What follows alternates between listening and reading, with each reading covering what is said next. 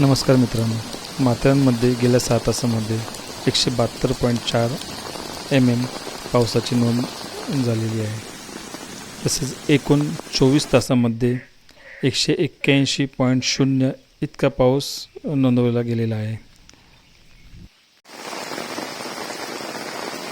मे 2025मध्ये 7 मे ते आज 26 मे 2025पर्यंत एकूण 396.0 इतका पाऊस माथेरानमध्ये नोंदवला गेलेला आहे.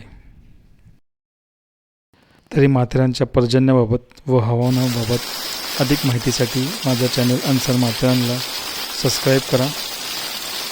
थँक्यू.